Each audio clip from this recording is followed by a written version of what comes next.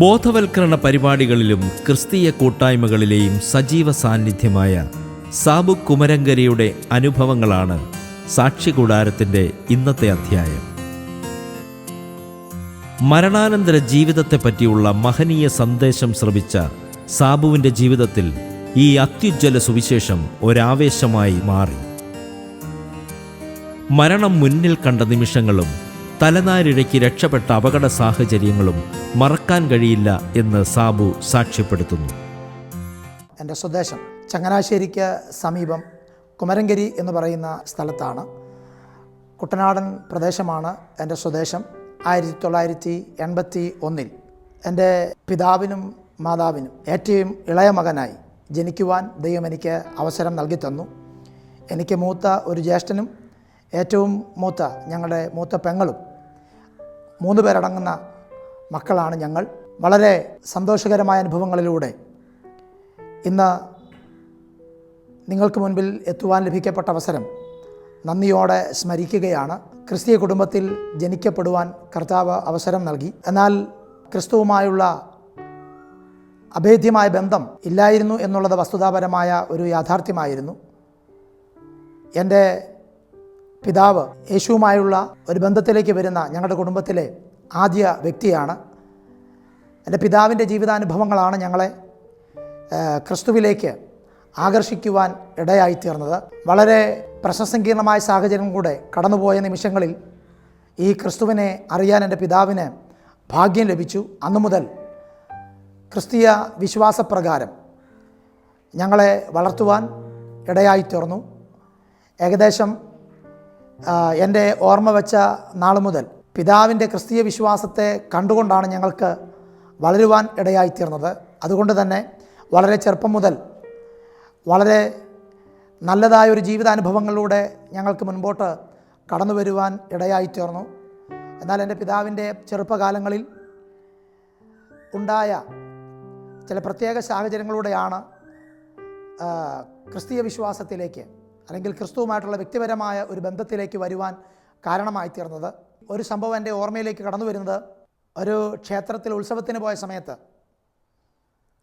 എൻ്റെ പിതാവിൻ്റെ അളിയൻ അഥവാ എൻ്റെ അമ്മാച്ചൻ്റെ മകനുമായി അവിടെ പോകുന്ന സമയത്ത് അവിടെ വെച്ചൊരു വഴക്കുണ്ടാകുകയും എൻ്റെ പിതാവ് ഒരാളെ ഇടിച്ചു വീഴ്ത്തുകയും ചെയ്യുവാനിടയായിത്തീർന്നു.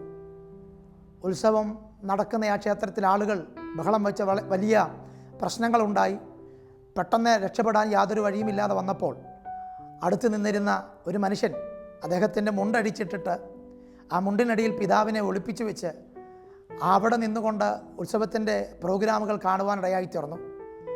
എൻ്റെ ഓർമ്മയിൽ പിതാവ് പറഞ്ഞൊരു ഓർമ്മ എനിക്കുണ്ട്. അതെങ്ങനെയാണ്, ആ മുണ്ടിൻ്റെ അടിയിൽ ഇരുന്നു കൊണ്ട് എൻ്റെ പിതാവ് ദൈവത്തോട് പ്രാർത്ഥിച്ചു, ഇവിടെ നിന്ന് എന്നെ രക്ഷിക്കുകയാണെങ്കിൽ മാന്യമായിട്ട് ഞാൻ ദൈവത്തിന് വേണ്ടി ജീവിച്ചോളാം എന്ന് പറഞ്ഞൊരു പ്രാർത്ഥന. കാരണം ക്രൈസ്തവ വിശ്വാസത്തിലൂടെ വളർന്നു വന്നതുകൊണ്ട് ആ ഒരു ഓർമ്മകൾ മനസ്സിലുള്ളത് കൊണ്ടും അങ്ങനെ ഒരു പ്രാർത്ഥന പ്രാർത്ഥിക്കുവാനിടയായി തീർന്നു.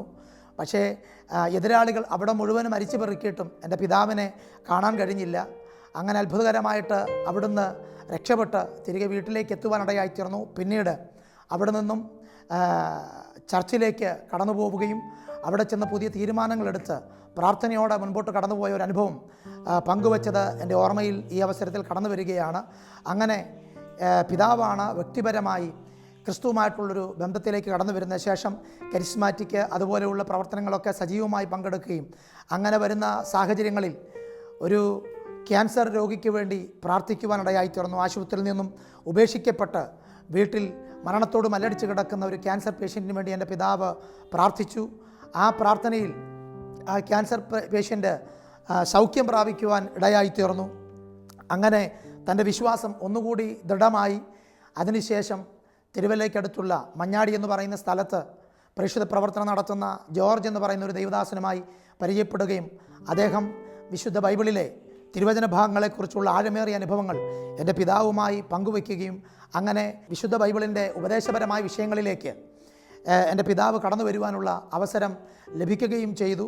അങ്ങനെ വരുന്ന അവസരങ്ങളിൽ തിരുവല്ലയിലെ മഞ്ഞാടിയിൽ പ്രവർത്തിക്കുന്ന പരിശുദ്ധ പ്രവർത്തനം ചെയ്യുന്ന ദൈവദാസൻ ജോർജ് എന്ന് പറയുന്ന അദ്ദേഹം അദ്ദേഹം ഒരു തീവ്രമായ വിശ്വാസിയായിരുന്നു. അദ്ദേഹത്തിൻ്റെ വിശ്വാസ ശിക്ഷണത്തിലൂടെയാണ് എൻ്റെ പിതാവ് വിശ്വാസമാർഗത്തിൽ തിരുവചനത്തെ ആഴമായി പഠിക്കുവാനൊക്കെ ഇടയായിത്തീർന്നത്. എൻ്റെ ബാല്യകാലങ്ങളിൽ അങ്ങനെ അനേക അനുഭവങ്ങൾ എന്നെ സ്വാധീനം ചെലുത്തുവാൻ ഇടയായിത്തീർന്നിട്ടുണ്ട്. അങ്ങനെ ആ വിശ്വാസമാർഗത്തിലൂടെ മുൻപോട്ട് നയിക്കപ്പെടവേ എൻ്റെ ചെറുപ്പത്തിൽ ഞങ്ങളുടെ ദേവാലയത്തിൽ വന്ന ഒരു പുരോഹിതൻ്റെ പ്രഭാഷണം എൻ്റെ ജീവിതത്തെ വല്ലാതെ ആകർഷിക്കുവാൻ ഇടയായിത്തീർന്നു. അദ്ദേഹത്തിൻ്റെ പ്രഭാഷണങ്ങൾ യേശുക്രിസ്തുവിലൂടെയുള്ള നിത്യജീവൻ എന്നുള്ള വസ്തുതയെ ആസ്പദമാക്കിയിട്ടായിരുന്നു അദ്ദേഹം ആ പ്രഭാഷണം ചെയ്യുവാനിടയായിത്തീർന്നത്. ആ പ്രഭാഷണത്തിൽ മരണം കൊണ്ട് മനുഷ്യൻ്റെ ജീവിതം അവസാനിക്കുന്നില്ല എന്നും മരണത്തിൻ്റെ അപ്പുറത്തേക്ക് മനുഷ്യന് ഒരു ജീവിതം എന്നും ഉണ്ട് എന്നുള്ള ആ ഒരു വസ്തുതാപരമായ സന്ദേശം എൻ്റെ ഹൃദയത്തെ വല്ലാതെ ആകർഷിക്കുവാൻ ഇടയായിത്തീർന്നു. ആ ചെറുപ്രായത്തിൽ തന്നെ ആ സന്ദേശം എൻ്റെ ഹൃദയത്തെ വല്ലാതെ പിടിച്ചുലച്ചു. മരണത്തിൻ്റെ അപ്പുറം ഒരു ജീവിതമുണ്ടോ എന്ന ചോദ്യം എൻ്റെ മനസ്സിൽ അത് ഉടലെടുക്കുവാൻ തുടങ്ങി. അതിനെക്കുറിച്ചുള്ള ആഴമേറിയ ചിന്തകൾ ചെറുപ്രായത്തിൽ തന്നെ എൻ്റെ ജീവിതത്തിൽ ഉണ്ടാകുവാനിടയായിത്തീർന്നു. യേശുക്രിസ്തുവിലൂടെയുള്ള അതേ രക്ഷ അഥവാ പാപക്ഷമ, ഇതൊക്കെ ഈ ചിന്തകൾ എൻ്റെ മനസ്സിനെ വല്ലാതെ അലട്ടുവാൻ തുടങ്ങി. അങ്ങനെയുള്ള ചിന്തകൾ എൻ്റെ മനസ്സിലൂടെ കടന്നു വന്നപ്പോൾ യേശുക്രിസ്തുവിലൂടെ രക്ഷ കരസ്ഥമാക്കണം എന്നുള്ള ഒരു ചിന്തയിൽ കൂടുതൽ ഈ ദൈവിക പ്രഭാഷണങ്ങൾ കേൾക്കുവാനും അങ്ങനെയുള്ള പുസ്തകങ്ങൾ വായിക്കുവാനുമൊക്കെ ഇടയായിത്തീർന്നു. അങ്ങനെ വളരെ ചെറുപ്രായത്തിൽ തന്നെ ഈ യേശുക്രിസ്തുവിനെ സ്വന്തം രക്ഷകനും നാഥനുമായി സ്വീകരിപ്പാൻ എൻ്റെ ജീവിതത്തിൽ എനിക്ക് അവസരം ലഭിച്ചു. അതുകൊണ്ട് തന്നെ വളരെ ചെറുപ്രായത്തിൽ തന്നെ യേശുക്രിസ്തുവിനെ എൻ്റെ ജീവിതത്തിൽ രക്ഷകനായി സ്വീകരിക്കാൻ ഇടയായിത്തീർന്നതുകൊണ്ട് വിശുദ്ധ തിരുവെഴുത്തുകളുടെ ആധികാരികമായ വസ്തുതകളിലൂടെയുള്ള യാത്രകൾ കൂടുതൽ കാര്യങ്ങളെ പഠിക്കുവാൻ ഇടയായിത്തീർന്നു. അതുകൊണ്ട് തന്നെ വ്യത്യസ്തമാകുന്ന മതവിശ്വാസങ്ങളെയും വ്യത്യസ്തമാകുന്ന അതേ ആചാര അനുഷ്ഠാനങ്ങളെക്കുറിച്ചൊക്കെ പഠിക്കുവാനും അതിനെക്കുറിച്ച് കോമൺ ആയിട്ട് ചിന്തിക്കുവാനും ഒക്കെയുള്ള ഒരു മനസ്ഥിതി എൻ്റെ അകത്ത് ഉണ്ടാകുവാനിടയായിത്തീർന്നു. അതുകൊണ്ട് തന്നെ ഒരു മതപരമായൊരു വിശ്വാസത്തോടോ അല്ലെങ്കിൽ സംഘടനാപരമായൊരു വിശ്വാസങ്ങളോടോ ഒന്നും ചെറുപ്രായത്തിൽ തന്നെ എനിക്ക് ആഭിമുഖ്യം ഉണ്ടായിരുന്നില്ല. മനുഷ്യൻ എന്ന് പറയുന്ന മാനുഷികമായ വ്യവസ്ഥിതികളോടും അതിനപ്പുറം അല്ലെങ്കിൽ മനുഷ്യനെ മനുഷ്യനായി കാണുന്ന ആ ദൈവിക വ്യവസ്ഥിതിയോടുമൊക്കെയായിരുന്നു എൻ്റെ മനസ്സിൽ ഏറ്റവും കൂടുതലും അഭികാമ്യം ഉണ്ടായിരുന്നത്. അതുകൊണ്ട് തന്നെ മതപരമായ സഭാപരമായ വിഷയങ്ങളിലൊക്കെ അധികം താല്പര്യങ്ങൾ ഉണ്ടായില്ല. ദൈവം മനുഷ്യനെ സ്നേഹിക്കുന്നു, മനുഷ്യനോടുള്ള ദൈവത്തിൻ്റെ പദ്ധതികൾ, ഇങ്ങനെയുള്ള സാമൂഹികമായ ചിന്തകൾ എൻ്റെ മനസ്സിൽ ഉടലെടുക്കുവാനിടയായിത്തീർന്നു. ആ ചിന്തകളിലൂടെ ഞാൻ പഠിച്ചപ്പോൾ എൻ്റെ മനസ്സിൽ എനിക്ക് കാണുവാൻ കഴിഞ്ഞ ഒരു രക്ഷകൻ എന്ന വസ്തുതയിൽ യേശുക്രിസ്തുവിനെ മാത്രമാണ് എനിക്ക് ദർശിക്കുവാൻ കഴിഞ്ഞത്. മറ്റുള്ള അന്വേഷണങ്ങളിലൂടെയൊക്കെ സഞ്ചരിച്ചപ്പോൾ മറ്റുള്ള മത നേതാക്കന്മാരുടെയും ആചാര്യന്മാരുടെയും ഒക്കെ പഠനങ്ങളിലൂടെ ഒക്കെ അത് ചിന്തകളിലൂടെയൊക്കെ കടന്നുപോയപ്പോൾ ഒരു കാര്യം എനിക്ക് ബോധ്യമായി: യേശുക്രിസ്തു ഒരു മതത്തിൻ്റെ രക്ഷകനല്ല, യേശുക്രിസ്തു ഒരു മതം സ്ഥാപിച്ചിട്ടില്ല, യേശുക്രിസ്തു ഒരു മതസ്ഥാപകനല്ല, മറിച്ച് യേശുക്രിസ്തു മനുഷ്യൻ്റെ രക്ഷകനായി ഈ ലോകത്തിലേക്ക് വന്നതാണ്. ആ ചിന്തയിൽ എനിക്ക് യേശുക്രിസ്തുവിനെ എൻ്റെ രക്ഷകനും നാഥനുമായി സ്വീകരിക്കാനുള്ള അവസരങ്ങൾ ലഭിച്ചു. ചെറുപ്രായത്തിൽ തന്നെ യേശുക്രിസ്തുവിനെ രക്ഷകനായി സ്വീകരിച്ചതുകൊണ്ട് എൻ്റെ ജീവിതത്തിൽ എൻ്റെ ചെറുപ്രായത്തിൽ തന്നെ അങ്ങനെയുള്ള ഒരു ജീവിതശൈലിയിലൂടെ മുൻപോട്ട് പോയതുകൊണ്ട് ഈ ലോകത്തിൻ്റെതായ മറ്റനുഭവങ്ങളിലേക്ക് പോകുവാനോ മറ്റുള്ളതായ തിക്തമായ അനുഭവങ്ങളിലൂടെ സഞ്ചരിക്കുവാനോ ഒന്നും ഇടയായിട്ടില്ല എന്നതുകൊണ്ട് തന്നെ നല്ല ഒരു അതേ ആത്മീക അനുഭവത്തിലൂടെ സഞ്ചരിക്കാൻ എനിക്ക് ഇടയായി. അത് എൻ്റെ പിതാവ് ആ ഒരു ദൈവിക മാർഗത്തിലൂടെ കടന്നു വന്നതുകൊണ്ടാണ് എന്നുള്ളത് വസ്തുതാപരമായ ഒരു യാഥാർത്ഥ്യമാണ്. എൻ്റെ പിതാവ് വിശ്വാസത്തിലേക്ക് കടന്നു വരുന്നതിന് മുൻപ് തന്നെ, അല്ലെങ്കിൽ യേശുക്രിസ്തുവുമായുള്ള ഒരു അഭേദ്യമായ ബന്ധത്തിലൂടെ വരുന്നതിന് മുൻപ് തന്നെ സമൂഹത്തിലെ വ്യത്യസ്തമായ മദ്യത്തിൻ്റെയും അതുപോലെ തന്നെ മറ്റിതര അനുഭവങ്ങളോടൊക്കെ സഞ്ചരിച്ചയാളാണ്. പിന്നീട് അദ്ദേഹം യേശുക്രിസ്തുവിനെ അറിഞ്ഞതിന് ശേഷം ഇങ്ങനെയുള്ള അനുഭവങ്ങളോടൊക്കെ വിട പറയുവാനിടയായി തീർന്നു. തികഞ്ഞ ഒരു ദൈവഭക്തനായിട്ട് ജീവിക്കുവാൻ അദ്ദേഹത്തിന് കഴിഞ്ഞു. അദ്ദേഹത്തിൻ്റെ ജീവിതമാണ് ക്രിസ്തീയ വിശ്വാസത്തിലേക്ക് ഞങ്ങളെ അല്ലെങ്കിൽ എന്നെ ആകർഷിച്ചത് എന്ന് പറയുമ്പോൾ അത് തികച്ചും അഭിമാനത്തോടു കൂടി തന്നെയാണ് ഈ അവസരത്തിൽ ഞാൻ പങ്കുവയ്ക്കുന്നത്.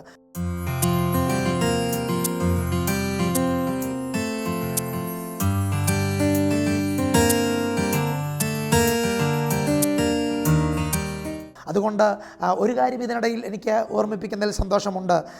പിതാക്കന്മാർ അല്ലെങ്കിൽ മാതാക്കൾ അവരുടെ ജീവിതം അത് യഥാർത്ഥമായി അത് ദൈവിക വിശ്വാസത്തിന് വേണ്ടി ചെലവഴിക്കുകയാണെങ്കിൽ തലമുറകൾ നല്ലൊരു വഴികളിലൂടെ വരും. എൻ്റെ ജീവിതാനുഭവങ്ങളിൽ എനിക്ക് എൻ്റെ ഭവനത്തിനകത്തുനിന്ന് മനസ്സിലാക്കാൻ കഴിഞ്ഞ ഒരു കാര്യം: എൻ്റെ പിതാവ് മാരകമായ മരണകരമായ രോഗങ്ങളിലൂടെയൊക്കെ കടന്നുപോയിട്ടും അദ്ദേഹം ദൈവിക വിശ്വാസത്തിൽ അടിയുറച്ചു നിന്നുകൊണ്ട് മുൻപോട്ട് സഞ്ചരിക്കുവാനിടയായിത്തീർന്നു. എന്നാൽ അവസാന നിമിഷങ്ങളിലൊക്കെ ചില സാഹചര്യങ്ങൾക്ക് വഴങ്ങേണ്ടി നേരിടേണ്ടി വന്നു എന്നുള്ളത് വസ്തുതാപരമായൊരു യാഥാർത്ഥ്യമാണ് എന്നതും കൂടെ ഈ അവസരത്തിൽ ഞാൻ ഓർമ്മിപ്പിക്കുകയാണ്. എൻ്റെ ചെറുപ്രായത്തിൽ പഠനകാലങ്ങളിലൊക്കെ മുൻപോട്ട് കടന്നു വരുന്ന വേളകളിൽ അനേക പ്രതിസന്ധികൾ എൻ്റെ ജീവിതത്തിൽ ഉണ്ടായിട്ടുണ്ട്. എൻ്റെ മാതാവ് പറഞ്ഞൊരു ഓർമ്മ എൻ്റെ മനസ്സിൽ കടന്നു വരികയാണ്. എനിക്ക് ഏകദേശം 48 ദിവസം പ്രായമുള്ളപ്പോൾ ഞാനിങ്ങനെ കിടക്കയിൽ എൻ്റെ വീട്ടിൽ കിടക്കുമ്പോൾ എൻ്റെ മാതാവ് ചക്ക തിന്നാനുള്ള ഒരാഗ്രഹത്തിൽ ഒരു വലിയ കമ്പിപ്പാര എടുത്ത് ഈ ചക്കയിൽ കുത്തിവെച്ചിട്ട് പെട്ടെന്നെന്തോ ആവശ്യത്തിന് വേണ്ടി കടന്നുപോയി. അപ്പോൾ ഈ ചക്ക കുത്തിയ പാര ഇങ്ങനെ ചാരി വയ്ക്കുവാനിടയായി തീർന്നു. ചക്കയുടെ ചെറിയ ആട്ടത്തിൽ ഈ പാര ആടി വന്ന് മറിഞ്ഞ് ചക്കയിൽ കുത്തിവെച്ച ആ പാര 48 ദിവസം പ്രായമുള്ള എൻ്റെ തലയ്ക്ക് വന്നടിച്ചിട്ട് എൻ്റെ തലയോട് ഇങ്ങനൊരു ഓട പോലെ ആയിപ്പോയി. ഞാൻ അബോധാവസ്ഥയിലേക്ക് പോയി. പെട്ടെന്ന് വീട്ടുകാർ വന്നെടുത്ത് എണ്ണയൊക്കെ ഇട്ട് തിരുമ്മി. അതിനുശേഷം വീണ്ടും സുബോധമായ അവസ്ഥയിലേക്ക് വന്നു. എന്നാൽ പിന്നീട് ഹോസ്പിറ്റലിലൊക്കെ കൊണ്ടുപോയിട്ടും യാതൊരു കുഴപ്പവും ഇല്ല എന്നറിയുവാനിടയായി തീർന്നു. അങ്ങനെ വലിയൊരു പ്രതിസന്ധിയിൽ നിന്നും വളരെ ചെറുപ്രായത്തിൽ തന്നെ രക്ഷപ്പെട്ട ഒരു ചരിത്രം എൻ്റെ മാതാവ് പറഞ്ഞത് എനിക്ക് ഓർമ്മയുണ്ട്. അതിനുശേഷം ഒത്തിരി അനുഭവങ്ങൾ എൻ്റെ ജീവിതത്തിൽ ഉണ്ടായിട്ടുണ്ട്. ഏകദേശം 8 വർഷങ്ങൾക്ക് മുൻപ് ഞാൻ എൻ്റെ വീടിൻ്റെ മുകളിൽ കയറി വീടിൻ്റെ മുകൾ വശം ക്ലീൻ ചെയ്യുന്ന സമയത്ത് ഒരു ഭാഗത്തേക്കുള്ള ഷീറ്റ് വെളിയിലേക്ക് കിടന്ന ഷീറ്റിൽ ചവിട്ടി ഞാനതിൻ്റെ പുറത്ത് വീണിട്ട് ഞാനിങ്ങനെ ഡൈവ് ചെയ്യുന്ന പോലെ മറിഞ്ഞു വന്ന് 2 കാലും നിലത്തിങ്ങനെ കുത്തി നിൽക്കുന്ന ഒരു അനുഭവം ഉണ്ടായി. മുകളിൽ വെച്ചിരുന്ന, ഞങ്ങളുടെ നാട് കുട്ടനാടായതുകൊണ്ട് വലിയ കാറ്റടിക്കും. കാറ്റത്ത് ഷീറ്റുകൾ പറന്നു പോകാതിരിക്കാൻ മുകളിൽ വലിയ കല്ല് പെറുക്കി വെക്കാറുണ്ട്. ആ കല്ല് ഒരെണ്ണം മറിഞ്ഞ് എൻ്റെ മൂക്കിൻ്റെ അതുവഴി വന്ന് 2 കാലുകൾക്കിടയിൽ വന്ന് ആ കല്ല് വീണു. ഞാനിങ്ങനെ കറങ്ങി വന്ന് 2 കാലും കുത്തി വീഴുമ്പോൾ എൻ്റെ പിതാവ് നോക്കി നിന്ന് ദൈവമേ എന്ന് വിളിച്ചുകൊണ്ട് ഓടി എൻ്റെ അടുക്കലേക്ക് വരുന്ന ഒരു സന്ദർഭം എനിക്ക് ഓർമ്മയുണ്ട്. അവസരത്തിൽ ഞാൻ നോക്കുമ്പോൾ എൻ്റെ കാലിതുപോലെ ഓട പോലെ ഇങ്ങനെ ഒരു ഭാഗം വളഞ്ഞിങ്ങനെ ഇരിക്കുന്ന കാണും. ഞാനോർത്ത് കാലൊടിഞ്ഞു. ഞാൻ കാല് ഉയർത്തിപ്പിടിച്ചുകൊണ്ട് മുകളിൽ വന്നു. ഞാൻ ഓർപ്പിച്ചു, എൻ്റെ പിതാവിന് അല്പം തീവ്രമായ വിശ്വാസമുണ്ട്.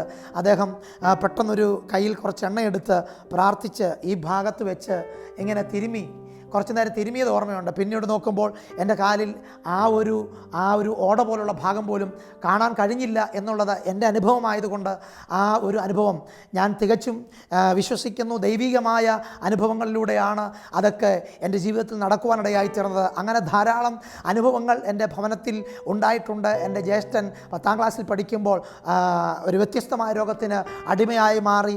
എന്നാൽ അത് ഞങ്ങളുടെ ജീവിതത്തെ വല്ലാതെ തളർത്തുവാനിടയായി തീർന്നു. എന്നാൽ പ്രാർത്ഥനയിലൂടെ ഒക്കെ അതിൽ നിന്നും വലിയ മാറ്റങ്ങൾ ഉണ്ടാകുവാനിടയായി തീർന്നു. എൻ്റെ മൂത്ത സിസ്റ്റർ 10ാം ക്ലാസ്സിൽ പഠിക്കുമ്പോൾ 2 കണ്ണിൻ്റെയും കാഴ്ച നഷ്ടപ്പെടുവാനിടയായി തീർന്നു. 2 കണ്ണിൻ്റെ കാഴ്ച നഷ്ടപ്പെട്ടു എന്ന് പറയുമ്പോൾ ഒരു കണ്ണിന് ഭാഗികമായ കാഴ്ചയും മറ്റേ കണ്ണിന് പൂർണ്ണമായ കാഴ്ചയും നഷ്ടപ്പെട്ടു. എന്നാൽ അത് മറ്റാർക്കും അറിയാൻ കഴിയാതെ 10 ദിവസത്തോളം കോട്ടയം മെഡിക്കൽ കോളേജിൽ ട്രീറ്റ്മെൻറ്റിലായിരുന്നു. ആ ട്രീറ്റ്മെൻറ്റിൽ അങ്ങനെ കഴിഞ്ഞ അനന്തരം വന്ന് എൻ്റെ പെങ്ങളുടെ കണ്ണിൽ മരുന്നൊഴിച്ചു കൊടുത്തുകൊണ്ടിരുന്നത് ഞാനാണ്. പിന്നീട് ഡോക്ടർമാർ പറഞ്ഞു ഈ കണ്ണിന് കാഴ്ച കിട്ടുകയില്ല. എന്നാൽ പിന്നീട് അത് ക്രമേണ ഈ കണ്ണിന് കാഴ്ച ലഭിക്കുവാനിടയായിത്തീർന്നു. ഇന്ന് 2 കണ്ണിനും കാഴ്ചയുള്ളവളായി. ഇന്ന് എൻ്റെ പെങ്ങൾ തൻ്റെ ഭർത്താവിനോട് 4 മക്കളോടും ചേർന്ന് ബീഹാറിൽ പ്രേക്ഷിത പ്രവർത്തനത്തിൽ ആയിരിക്കുന്നു എന്ന് പറയുമ്പോൾ തികച്ചും സന്തോഷത്തോടു കൂടിയാണ് ഞാനത് പങ്കുവയ്ക്കുന്നത്. മാത്രമല്ല എൻ്റെ മാതാവ് ഒരു ആസ്മ രോഗിയായിരുന്നു. അപ്പോൾ തന്നെ ഹൃദയത്തിൻ്റെ ഹാർട്ടിൻ്റെ മാരകമായ രോഗത്തിന് അടിമപ്പെട്ട് ട്രീറ്റ്മെൻറ്റിൽ കഴിഞ്ഞ ഒരാളായിരുന്നു. 2001 എൻ്റെ മാതാവ് തിരുവല്ല മെഡിക്കൽ മെഷീനിൽ 15 ദിവസത്തോളം എഴുന്നേൽക്കുവാൻ കഴിയാതെ കിടക്കുവാൻ കഴിയാതെ ഒരു പാരലായിട്ട് 15 ദിവസത്തോളം കിടന്ന ഒരോർമ്മയുണ്ട്. ആ അവസരത്തിൽ ഒരു ദൈവദാസൻ വന്ന് എൻ്റെ മാതാവിന് വേണ്ടി പ്രാർത്ഥിച്ചു. അന്ന് ദൈവം എൻ്റെ മാതാവിന് സൗഖ്യം കൊടുത്തു. സൗഖ്യം കൊടുക്കുന്നതിന് മുൻപ് ഹോസ്പിറ്റലിൽ എൻ്റെ പിതാവിന് ജോലിയുള്ളത് കൊണ്ട് ഡോക്ടർമാർ വന്നിട്ട് പറഞ്ഞൊരു കാര്യമുണ്ട്, എൻ്റെ മാതാവിനെ വെല്ലൂർ കൊണ്ടുപോകണം, ഹൃദയം മാറ്റിവെക്കണം. ഹൃദയം മാറ്റിവെച്ചാൽ ഏകദേശം 1 വർഷം ഗ്യാരണ്ടിയുണ്ട്. 1 വർഷം ജീവിച്ചിരിക്കും.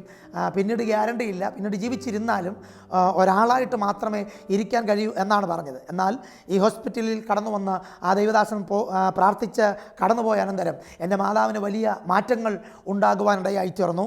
പിന്നീട് മുൻപോട്ട് ആ രോഗങ്ങളില്ലാതെ ഞാൻ ഓർപ്പിച്ചതുപോലെ കുട്ടനാടൻ പ്രദേശങ്ങളായ ഞങ്ങളുടെ നാട്ടിൽ വയലുകളിലെ അതേ ജോലികളിലും അതുപോലെ കൊയ്ത്ത് കാലങ്ങളിൽ കൊയ്ത്തിനോട് ബന്ധപ്പെട്ടുള്ള ജോലികളിലുമൊക്കെ ഏർപ്പെടുവാനും ഇന്ന് വരെ വീട്ടിലുള്ള എല്ലാ ജോലികളും ചെയ്യുവാനും അതേ ദൈവം ആയുസ്സിനെ നീട്ടിക്കൊടുത്തു. 2001 മുതൽ ഇന്ന് വരെ ആയുസ്സോടെ ആരോഗ്യത്തോടെ എൻ്റെ മാതാവ് ഇരിക്കുന്നു.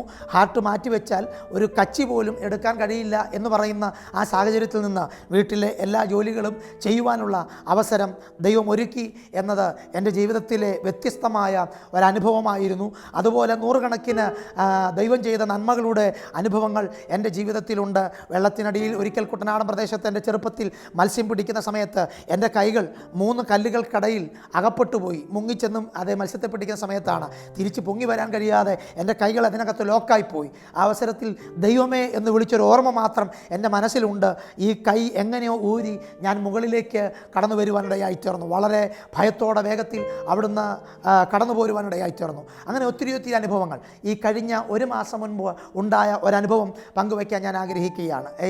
ഈ ശാസ്താംകോട്ടയ്ക്ക് തൊട്ടടുത്ത് വെച്ച സ്ഥലത്ത് വെച്ച് 28 സീറ്റുള്ള ഒരു വലിയ ടെമ്പോ ട്രാവലർ എന്നെയും എൻ്റെ സ്നേഹിതനെയും കൂടെ ഒരുമിച്ച് ഇടിച്ച് തെറിപ്പിക്കുവാനിടയായി തീർന്നു. ഞാനും എൻ്റെ സ്നേഹിതനും കൂടെ ഇടിച്ച് തെറിച്ചുപോയി. 1 മാസം മുമ്പ് വണ്ടിക്ക് വലിയ കംപ്ലൈൻ്റ് ഉണ്ടായി. എൻ്റെ ഇരുചക്ര വാഹനം അതിന് മുൻവശമൊക്കെ തകർന്നു പോയി. ടെമ്പോ ട്രാവലിൻ്റെ മുൻവശവും തകർന്നു പോകുവാൻ ഇടയായി തീർന്നു. എന്നാൽ ഇടിച്ച് തെറിച്ചു പോയി. അവിടെ നിന്ന് ആളുകൾ എന്നെ കോരിയെടുത്തുകൊണ്ടാണ് ഹോസ്പിറ്റലിലേക്ക് കൊണ്ടുപോയത്. അവിടെ ചെന്ന് പല സ്കാനിങ്ങുകളൊക്കെ ചെയ്തു. പല സ്ഥലത്തും വേദനകളൊക്കെ ഉണ്ടായിരുന്നെങ്കിലും സ്കാനിങ്ങുകളൊക്കെ ചെയ്തെങ്കിലും ഒരു ഒടിവോ മറ്റു മുറിവുകളോ ഒന്നും ഉണ്ടാകാതെ വേണം ആ വലിയ അപകടത്തിൽ നിന്ന് അത്ഭുതകരമായി രക്ഷപ്പെടുവാനിടയായി ചേർന്നു. എന്നെ കോരിയെടുത്തുകൊണ്ടാണ് ഇവിടെ ശാസ്താംകോട്ടയ്ക്കടുത്ത് എലിസ്റ്റർ എന്ന് പറയുന്ന ഹോസ്പിറ്റലിലേക്ക് കൊണ്ടുപോയത്. തിരികെ ഞാൻ എൻ്റെ സ്നേഹിതൻ്റെ ബൈക്കിൽ കടന്നു വന്നിട്ട് ഈ ആക്സിഡൻറ്റ് നടന്ന സ്ഥലത്ത് നടന്നു വരുന്നത് കണ്ട് പലരും അത്ഭുതപ്പെടുവാനിടയായി ചേർന്നു. തികച്ചും ഞാൻ വിശ്വസിക്കുന്നു ദൈവത്തിൻ്റെ വലിയൊരു സംരക്ഷണം ആ മേഖലകളിൽ ഒക്കെ ഉണ്ടായിരുന്നു. 2001 ഞാൻ പ്രേക്ഷിത പ്രവർത്തനത്തിനു വേണ്ടി എറണാകുളത്തേക്ക് കടന്നു പോകുവാൻ ഇടയായി തീർന്നത്. അവിടെ ചെന്ന അവസരം ഓർക്കുന്നു. അനേക ഇടങ്ങളിൽ കടന്നുപോയി, അനേക അനുഭവങ്ങൾ, അനേക പ്രതിസന്ധികളിലൂടെ കടന്നു പോകുന്ന ഒരിക്കൽ ഞങ്ങൾ ഈ പ്രേക്ഷിത പ്രവർത്തനമായി പല വീടുകൾ വിസിറ്റ് ചെയ്യുന്ന സമയങ്ങളിൽ ഒരു വീടിൻ്റെ വാതിക്കൽ ചെന്ന് മുട്ടുമ്പോൾ കതക് തുറക്കുന്നില്ല. ഞങ്ങൾ അവിടുന്ന് വീണ്ടും മടങ്ങിപ്പോന്നു. പിന്നെ ഉള്ളിലൊരു പ്രേരണ, വീണ്ടും ചെന്ന് കതകിൽ മുട്ടി, തുറക്കുന്നില്ല. മടങ്ങിപ്പോയിട്ട് വീണ്ടും ഒരു പ്രേരണ, വീണ്ടും ചെന്ന് ഒന്നുകൂടി മുട്ടിയപ്പോൾ 2 പേർ അതേ കതക് തുറന്ന് ഇറങ്ങി വരുവാനിടയായി തീർന്നു. ഒരു ഭാര്യയും ഭർത്താവും. ഞങ്ങൾ അവരുമായിട്ട് സംസാരിക്കുമ്പോൾ അവർ ആത്മഹത്യ ചെയ്യാനുള്ള ഒരു സാഹചര്യത്തിൽ എത്തി നിൽക്കുകയായിരുന്നു. പുറത്തു പറയാൻ കഴിയാത്ത മാരകമായ ഒരു രോഗത്തിന് 2 പേരും അടിമപ്പെട്ടിട്ട് അവർ ആത്മഹത്യ ചെയ്യാനിരിക്കുന്ന അവസരത്തിലാണ് ഈ 3 തവണ ഞങ്ങൾ കതവിൽ മുട്ടിയത് കൊണ്ട് അവർ തുറന്നിറങ്ങി വന്നു. അന്ന് അവരുമായിട്ട് ഞങ്ങൾ സംസാരിച്ചു. അവർ പറഞ്ഞത് പുറത്തു പറയാൻ കഴിയാത്ത മാരകമായ ഒരു രോഗത്തിന് അടിമയാണ്. അത് കഴിഞ്ഞ ദിവസം ആ റിപ്പോർട്ട് അവരുടെ കരങ്ങളിൽ ഡോക്ടർ കൊടുത്തത് അവർ ഞങ്ങളെ കാണിക്കുവാനിടയായി തീർന്നു. എന്നാൽ ആ രോഗത്തിനടിമയായി ആത്മഹത്യ ചെയ്യാനിരുന്ന അവരോട് ഞങ്ങൾ ദൈവസ്നേഹത്തെക്കുറിച്ച് പങ്കുവയ്ക്കുവാനിടയായി തീർന്നു. അവർ ആ ആത്മഹത്യയിൽ നിന്ന് രക്ഷപ്പെട്ടു. ഇതുപോലെയുള്ള അനുഭവങ്ങൾ പിന്നീട് ഞങ്ങളുടെ ജീവിതത്തിൽ ഈ പ്രവർത്തന രംഗങ്ങളിൽ ഞങ്ങളെ സജ്ജരാക്കി നിർത്തുവാൻ അത് ഇടയായി തീർന്നു. പിന്നീട് ഞങ്ങൾ പ്രേക്ഷിത പ്രവർത്തനങ്ങളിൽ മുൻപോട്ട് പോകുന്ന അവസരത്തിൽ തൃശ്ശൂരിനടുത്ത് മാളയ്ക്കടുത്തുള്ള ഗവൺമെൻറ് ഹോസ്പിറ്റലിൽ ഞങ്ങൾ ചെല്ലുമ്പോൾ ഒരു ബെഡ് നിറഞ്ഞ് പഴുപ്പും ചലവുമായി കിടക്കുന്ന ഒരു മാതാവിനെ കാണുവാനിടയായി തീർന്നു. അതേ മാതാവിൻ്റെ സാക്ഷ്യവും ഞങ്ങളെ പിന്നീട് വല്ലാതെ അമ്പരപ്പിൽ ആക്കുവാനിടയായി തീർന്നു. കാരണം വെള്ളത്തിനടിയിൽ 1 മണിക്കൂറോളം കിടന്നിട്ടും മരിക്കാതെ മണൽ വാരുന്ന ആളുകൾ ഇറങ്ങി രക്ഷപ്പെടുത്തിക്കൊണ്ടുവന്ന ഒരു മാതാവാണ്. അവർക്ക് ഷുഗറിൻ്റെ അസ്വസ്ഥതയാൽ ദേഹം മുഴുവനും പഴുത്ത് ഇങ്ങനെ വ്രണം നിറഞ്ഞിരിക്കുന്ന ഒരു സാഹചര്യത്തിൽ ഞങ്ങൾ അവിടേക്ക് കടന്നു ചെല്ലുവാനിടയായി തീർന്നു. അവരുമായിട്ട് അടുത്ത് ഇടപഴകുന്ന ധാരാളം ആളുകൾ അവർ ചുറ്റിലുമുണ്ടായത്, ബന്ധുക്കൾ. അവരൊക്കെ അവിടെ ഇരിക്കുന്ന അവസരത്തിൽ ഞങ്ങൾ ഒരു വാക്ക് പ്രാർത്ഥിക്കാനുള്ള അവസരം അവരോട് ചോദിച്ചു. എന്നാൽ ഈ ബന്ധുക്കൾ അനുവദിച്ചില്ല. എന്നാൽ ഈ രോഗാവസ്ഥയിൽ കിടക്കുന്ന ആ സഹോദരിയുടെ അനുജത്തി പറഞ്ഞു, പ്രാർത്ഥനയല്ലേ, ഒരു വാക്ക് പ്രാർത്ഥിക്കുകയെന്ന് പറഞ്ഞു. അപ്പോൾ അബോധാവസ്ഥയിൽ കിടക്കുകയാണ്, പഴുത്ത് ചലം നിറഞ്ഞു കിടക്കുകയാണ്. ആ വാത്സല്യ മാതാവിൻ്റെ ബെഡിനടുക്കൽ ചെന്ന് ഞങ്ങൾ കരം വെച്ച് പ്രാർത്ഥിക്കുവാൻ ഇടയായി തീർന്നു. ഏതാനും ചില ദിവസങ്ങൾ കഴിഞ്ഞ് ഞങ്ങൾ മടങ്ങി അവിടെ ചെല്ലുമ്പോൾ ആ സഹോദരി പൂർണ്ണമായ ഒരു സൗഖ്യത്തിലേക്ക് കടന്നു കടന്നു വന്നത് കണ്ട് സന്തോഷത്തോടെ അവിടുന്ന് മടങ്ങി വരാൻ ഇടയായിത്തീർന്ന ഓർമ്മകൾ, ഇതുപോലെയുള്ള അനുഭവങ്ങൾ ഞങ്ങളുടെ ജീവിതത്തിൽ ഞങ്ങളെ ഈ വിശ്വാസത്തിൻ്റെ തീവ്രമായ അനുഭവങ്ങളിലേക്ക് മുൻപോട്ട് നയിക്കുവാനിടയായിത്തീർന്നു. അനേക ആത്മഹത്യാ ചിന്താഗതികളിലൂടെ സഞ്ചരിച്ച ജീവിതങ്ങൾ, അതുപോലെ തന്നെ മദ്യത്തിൻ്റെയും മയക്കുമരുന്നിൻ്റെയും ലഹരിയുടെയും ഒക്കെ അടിമകളായി തകർന്നടിഞ്ഞ നൂറുകണക്കിന് ആളുകളെ നേരിട്ട് കാണുവാനും അവരുമായി ഇടപഴകുവാനും അവരുടെ ജീവിതത്തിൽ യേശുക്രിസ്തുവിൻ്റെ സ്നേഹത്തെ അവരിലേക്ക് പങ്കുവെച്ചുകൊണ്ട് ആ സ്നേഹത്തിലൂടെ ഇന്നും അനേകരെ ജീവിതത്തിൻ്റെ ധന്യകരമായ അനുഭവങ്ങളിലേക്ക് സഞ്ചരിക്കാൻ കഴിയുന്നു എന്നുള്ളത് ഞങ്ങളുടെ ജീവിതത്തിൻ്റെ വ്യക്തിപരമായ അനുഭവങ്ങളാണ്. അതുകൊണ്ട് ഒരു കാര്യം ഓർമ്മിപ്പിക്കട്ടെ, മാധ്യമത്തിലൂടെ ഞങ്ങളെ ശ്രവിക്കുന്ന മാന്യ സഹോദരങ്ങളെ, ഒരു കാര്യം തിരിച്ചറിയുക, നമ്മുടെ ജീവിതത്തിൽ നമ്മൾ അഭിമുഖീകരിക്കുന്ന വ്യത്യസ്തമാകുന്ന സാഹചര്യങ്ങളുണ്ടാകാം. ആരോടും പങ്കുവെക്കാൻ കഴിയാത്ത, ആരോടും പറയാൻ കഴിയാത്ത, ഹൃദയത്തിന് ഭേദകമായ അനേക അനുഭവങ്ങൾ ഉണ്ടാകാം. എന്നാൽ ആ സാഹചര്യങ്ങളൊക്കെ നടുവിൽ നിങ്ങളെ ഹൃദ്യമായി നിങ്ങളോട് ഇടപെടാൻ കഴിയുന്ന, നിങ്ങളുടെ വിഷയങ്ങൾക്ക് പരിഹാരം നൽകി തരുവാൻ കഴിയുന്ന, അല്ലെങ്കിൽ ഞങ്ങളുടെ ജീവിതത്തെ മാറ്റിമറിച്ച, ഞങ്ങളുടെ ജീവിതത്തിൽ സ്വാധീനം ചെലുത്തിയ, ഞങ്ങളുടെ ജീവിതത്തിൽ സൗഖ്യം നൽകിയ, അല്ലെങ്കിൽ പാപമംഗലമാകുന്ന ജീവിതത്തിൻ്റെ അനുഭവത്തിലൂടെ സഞ്ചരിക്കേണ്ട ഞങ്ങളെ വഴിതിരിച്ചുവിട്ട ആ ദൈവിക സാന്നിധ്യം, ആ ദൈവിക സ്നേഹം നിങ്ങളെയും മാറ്റിമറിക്കുവാനിടയായിത്തീരും. ഞാൻ ഓർപ്പിച്ചല്ലോ, ഞങ്ങളുടെ ചർച്ചിൽ വന്ന പുരോഹിതൻ പ്രഭാഷണം നടത്തിയപ്പോൾ പറഞ്ഞൊരു സന്ദേശം, അത് വല്ലാതെ ഹൃദയത്തെ സ്വാധീനം ചെലുത്തി. ആ സന്ദേശം ഇതായിരുന്നു. യോഹന്നാൻ്റെ സുവിശേഷം 3-ാം അധ്യായം 16-ാം വാക്യം. ആ വാക്യം ഇങ്ങനെയായിരുന്നു: തൻ്റെ ഏകജാതനായ പുത്രനിൽ വിശ്വസിക്കുന്ന ഏവനും നശിച്ചു പോകാതെ നിത്യജീവൻ പ്രാപിക്കേണ്ടതിന് ദൈവം അവനെ നൽകുവാൻ തക്കവണ്ണം ലോകത്തെ സ്നേഹിച്ചു. അതിൽ എൻ്റെ ഹൃദയത്തെ തൊട്ടുണർത്തിയ ഒരു പദം ഏവനും എന്നുള്ളതാണ്. ഏവനും എന്ന് പറഞ്ഞാൽ അവിടെ ജാതിയില്ല, മതമില്ല, വർഗമില്ല, വർണ്ണമില്ല, യാതൊരു വിവേചന വ്യത്യാസങ്ങളിലുമില്ല. അവിടെ ഒരു വ്യത്യാസവുമില്ലാതെ മനുഷ്യനെന്ന് കാണുന്ന ഏവരെയും നിത്യജീവൻ്റെ അനുഭവങ്ങളിലേക്ക് കൈപിടിച്ചുയർത്തുന്ന ആ യേശുക്രിസ്തുവിൻ്റെ നിത്യസന്ദേശം ഞങ്ങളുടെ ജീവിതത്തിൽ വരുത്തിയ രൂപാന്തരമാണ് പിന്നീട് സമാധാനത്തോടും സന്തോഷത്തോടും കൂടെ ഞങ്ങളുടെ ജീവിതത്തെ മുൻപോട്ട് നയിച്ചത് എന്ന് പറയുമ്പോൾ, അനേകം തിക്തമായ അനുഭവങ്ങളിൽ നിന്ന് ഞങ്ങളെ രക്ഷിച്ച ആ ക്രിസ്തുവിനെ നിങ്ങളുടെ ജീവിതത്തിലും കരസ്ഥമാക്കുവാൻ തക്കവണ്ണം ദൈവം നിങ്ങളേവരെയും അനുഗ്രഹിക്കട്ടെ എന്നുള്ള പ്രാർത്ഥനയോടും ആഹ്വാനത്തോടും കൂടെ ഞാൻ എൻ്റെ വാക്കുകൾക്ക് വിരാമം കുറിക്കുന്നു. God bless you. ദൈവം നിങ്ങളേവരെയും ധാരാളമായും അനുഗ്രഹിക്കട്ടെ.